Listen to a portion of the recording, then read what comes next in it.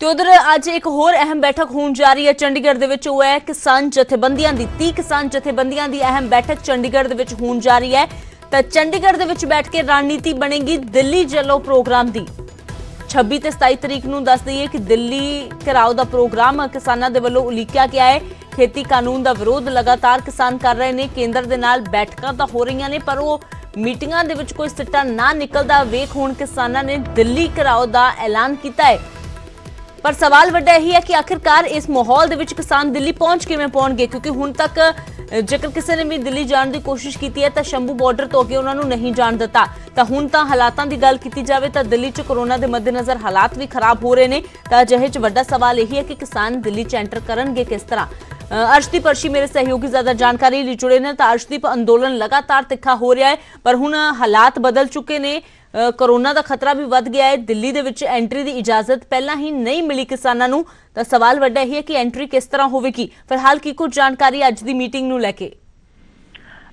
अमृत, अज की जिहड़ी मीटिंग हैगी उस दे विच रिव्यू किया जाएगा। जिहड़ी पिछले दिनों दे विच केंद्रीय मंत्रियों दे नाल किसान जथेबंदियों की मीटिंग हुई सी उस दे बारे रिव्यू लिया जाएगा कि की अगला एक्शन करना है। तो जिहड़ा 26 ते 27 नवंबर का पहला ही उलीकिया हुआ प्रोग्राम हैगा 250 जथेबंदियों की मीटिंग हुई सी। तो तकरीबन क्या गया सीगा कि 350 जथेबंदियां इस दे विच शामिल होणगियां ते 26 ते 27 नवंबर नूं दिल्ली ਵੱਲ ਨੂੰ कूच ਕਰਨਗੀਆਂ। ਹਾਲਾਂਕਿ ਜਿਹੜਾ ਰਾਮਲੀਲਾ मैदान ਵੱਲੋਂ ਤੇ म्यूनसिपल ਕਾਰਪੋਰੇਸ਼ਨ ਦੇ ਵੱਲੋਂ ਪਹਿਲਾਂ ਪਰਮਿਸ਼ਨ ਦਿੱਤੀ ਗਈ ਸੀ, ਲੇਕਿਨ ਬਾਅਦ ਦੇ ਵਿੱਚ ਡਿਪਟੀ ਕਮਿਸ਼ਨਰ ਆਫਿਸ ਤੋਂ ਇੱਕ ਚਿੱਠੀ ਕਿਸਾਨ ਜਥੇਬੰਦੀਆਂ ਨੂੰ ਆਈ ਸੀ ਕਿ ਉਹਨਾਂ ਨੂੰ ਕੋਰੋਨਾ ਦੇ ਕਰਕੇ ਖਾਸ ਕਰਕੇ ਕਿਸੇ ਵੀ ਤਰ੍ਹਾਂ ਦੀ ਰਿਲੀਜੀਅਸ ਗੈਦਰਿੰਗ ਹੋਵੇ ਜਾਂ ਕਿਸੇ ਵੀ ਹੋਰ ਤਰੀਕੇ ਦੀ ਗੈਦਰਿੰਗ ਹੋਵੇ, ਚਾਹੇ ਉਹ ਪ੍ਰੋਟੈਸਟ ਹੋਵੇ, ਉਸ ਦੀ ਇਜਾਜ਼ਤ ਨਹੀਂ ਹੋਵੇਗੀ। ਤੇ ਇਸ ਕਰਕੇ 26 ਤੇ 27 ਨਵੰਬਰ ਨੂੰ ਉਹਨਾਂ ਨੂੰ ਪ੍ਰੋਟੈਸਟ ਕਰਨ ਦੀ, ਦਿੱਲੀ ਦੇ ਵਿੱਚ ਪ੍ਰੋਟੈਸਟ ਕਰਨ ਦੀ ਇਜਾਜ਼ਤ ਨਹੀਂ ਦਿੱਤੀ ਗਈ ਹੈ।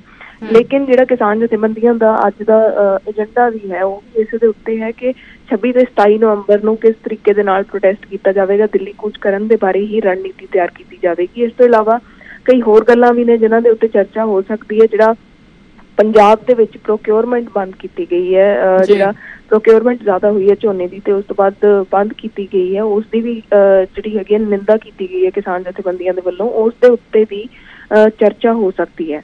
जी अमृत जी अर्शदीप, लगातार नजर बनी हुई इस बड़ी खबर ते शुक्रिया इस तमाम जानकारी दे लई। तां किसान जथेबंदियां नूं दिल्ली दे विच एंट्री दी इजाजत नहीं है पर फिलहाल देखना होवेगा कि की रणनीति किसान बनाउंदे ने, कित्थे मोर्चा लगाउंदे ने, क्योंकि किसानां ने कहा जिथे रोकिया उत्थे मोर्चा लगा देवांगे पर वापस नहीं परतांगे।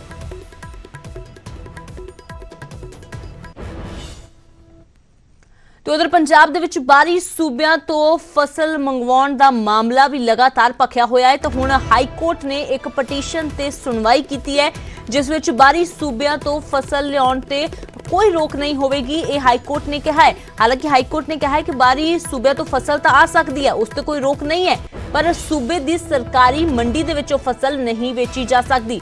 दरअसल बाहरी सूबे तो फसल लियाउण दे मामले विच हाई कोर्ट च एक पटीशन दाखिल की गई सी जिस ते हाई कोर्ट वालों सुनवाई की गई है।